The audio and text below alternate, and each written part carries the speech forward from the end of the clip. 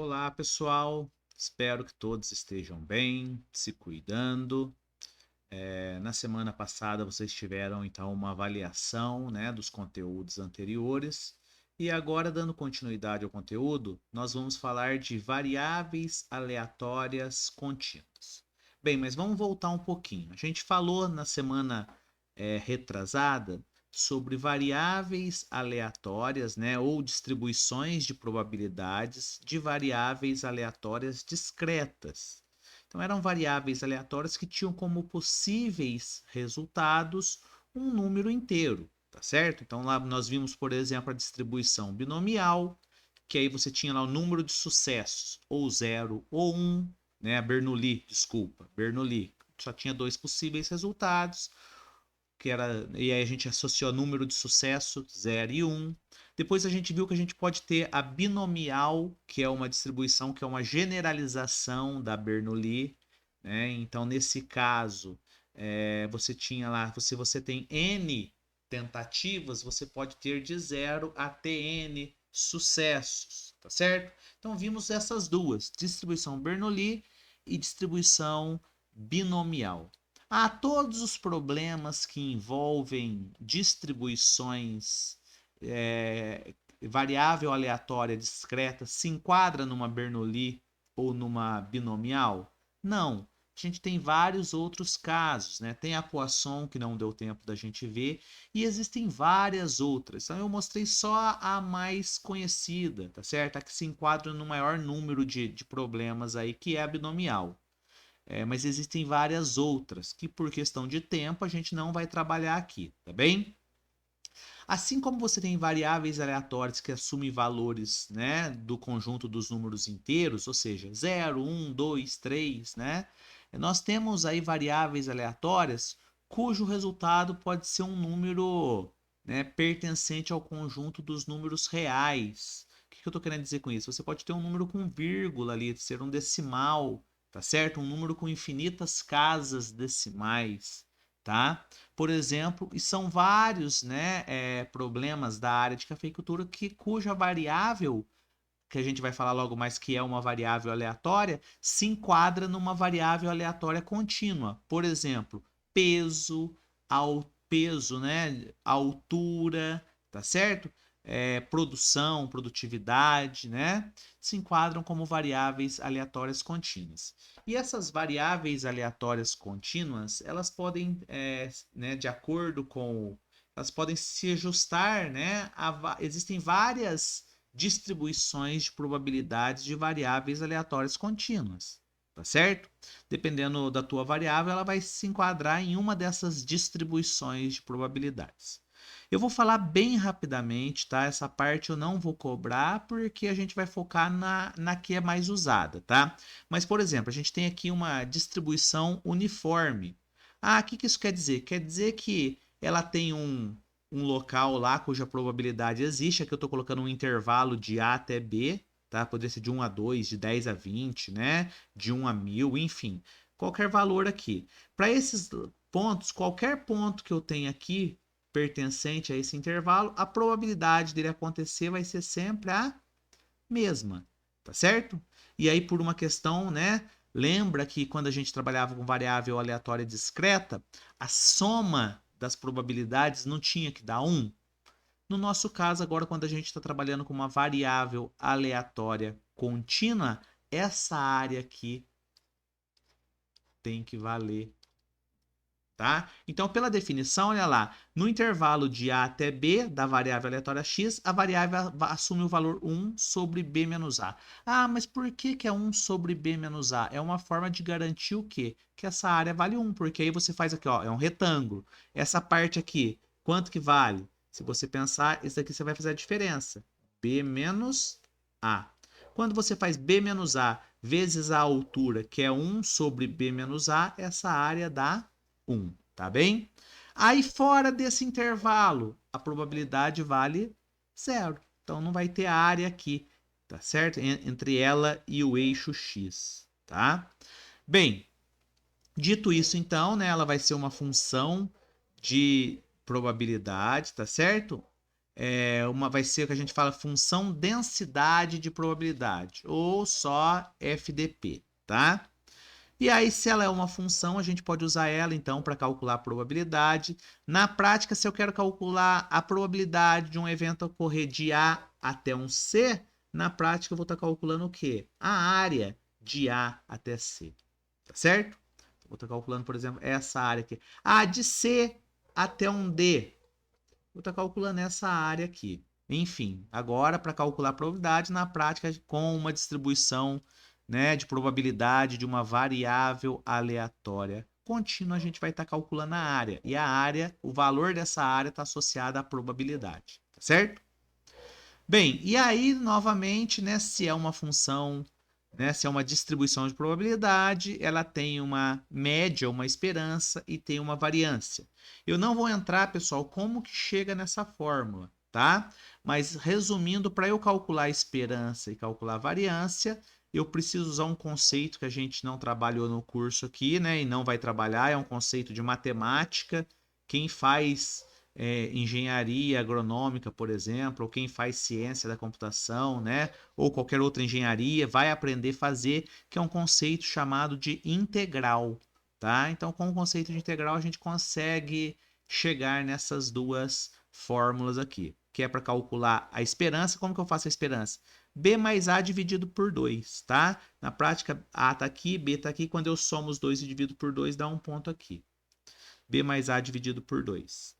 Aí a variância, B menos A, tudo isso ao quadrado dividido por 12, tá? Essas são as fórmulas para calcular a média, né, a esperança e a variância.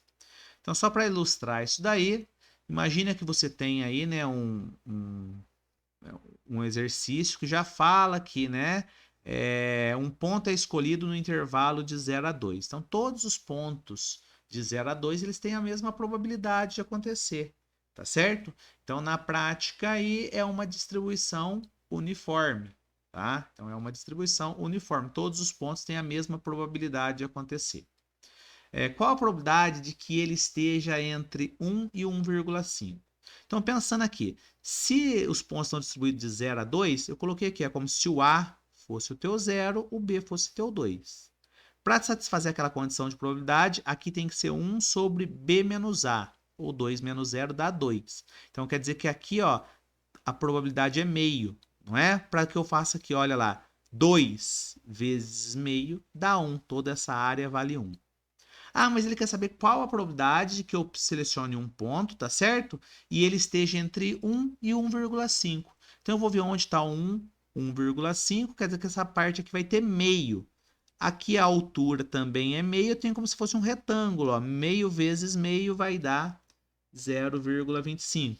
Ou seja, a probabilidade da minha variável aleatória x estar entre 1 e 1,5 é 0,25, tá? Aqui, pessoal, no ponto em si, tanto não tem, tanto faz, tá? Então, eu poderia escrever assim, eu poderia escrever assim, ó, ponto de 1 menor que x menor que 1,5, por exemplo. É a mesma coisa, tá? Então, incluir ou não o ponto, tanto faz.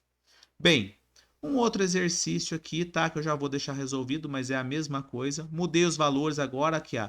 A função, né, é uma variável aleatória uniforme, segue distribuição uniforme no intervalo de 50 a 70. Então aqui, ó, 50 até 70, tá certo? Nesse intervalo. Logo aqui vai ser 1 dividido por 70 menos 50 dá 20, por isso que eu coloquei, né? Para garantir o quê? Que essa área toda vale 1, né? E aí ele queria saber a probabilidade entre 55 e 60. Então seria esse retângulo. De 55 até 60 tem 5, então é um retângulo de área de base 5 e a altura 1 sobre 20. Quando eu faço isso, deu também 0,25, né? Coincidiu com o de cima, mas é só coincidência. Se eu pegasse uma outra área aqui, por exemplo, de 52 a 63, ia dar outro valor, tá? Bem resumido, então, né, pessoal? Distribuição uniforme. Tá? Todos os pontos do domínio lá, né, todos os possíveis valores para minha variável aleatória têm a mesma probabilidade. Uma outra distribuição é chamada de distribuição exponencial né? Então o x aparece no expoente, aqui a minha variável aleatória x, que está variando, aparece no expoente. Para cada valor de x eu tenho a f de x, que é a probabilidade, tá bem? E aí, pessoal, novamente, ela trabalha o seguinte, para valores menores do que zero, ela é zero, eu nem coloquei, é como se ela tivesse aqui, ó. Não vai ter área nenhuma, não é? Ah, para valor de zero até infinito, ela tem esse comportamento aqui, se eu fizesse o gráfico aqui, tá? E aí, novamente, se eu quero calcular a probabilidade da minha variável aleatória x estar entre um ponto qualquer, que eu vou chamar de A até B, na prática eu vou ter que calcular a área de A até B entre a função e o eixo x. É isso aqui. E aí, na verdade, para calcular essa área, eu preciso saber o conceito de integral. Tá? Então, a gente não vai focar nessa parte. Só estou falando para vocês que existe. Ah, mas onde que usa uma distribuição dessa? Tempo de vida de componentes eletrônicos, por exemplo. Então, você sabe conforme o tempo vai aumentando, a probabilidade do aparelho estar funcionando está cada vez o quê? Diminuindo. Tá certo? Então você usa essa distribuição, por exemplo, quando você vai calcular, né, a probabilidade de um componente eletrônico, né, estar funcionando daqui 10 anos, daqui 20 anos. Usa uma distribuição desse tipo, tá? E aí, se você observar, o x é a variável aleatória e, pessoal, e é um número, tá? É um número aí, ele vale aproximadamente 2, é um número irracional, igual π. Ele vale aproximadamente 2,71, mas ele tem infinitas casas decimais. Eu nem vou entrar nessa parte. Na calculadora tem a tecla do E, tá? Calculadora científica. E lambda é um parâmetro. Então, para cada problema que você vai ter, vai aparecer, né? Cada problema se adequa a uma distribuição exponencial, vai ter um valor de lambda, tá bem? E aí, a média e a variância depende desse lambda. A média, como que eu calculo? 1 sobre esse lambda. A variância da variável aleatória x, 1 sobre lambda ao quadrado, tá?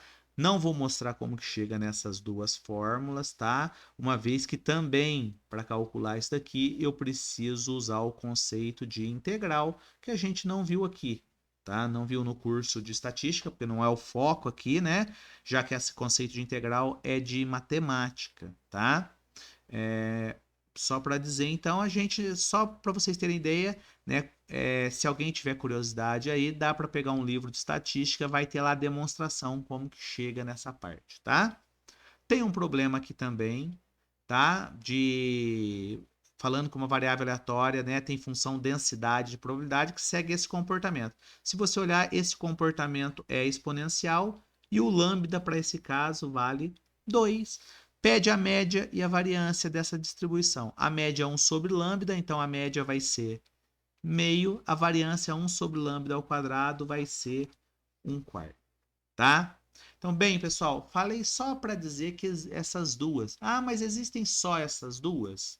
Não. A gente vai trabalhar agora, né, com a distribuição normal. Ah, mas existe só essas três? Não, existem várias, tá? Assim como lá na distribuição discreta, a gente só trabalhou com duas, existem várias outras. Existe hipergeométrica, geométrica, polinomial, tá? Existem várias, essas são discretas, tá? Na distribuição normal,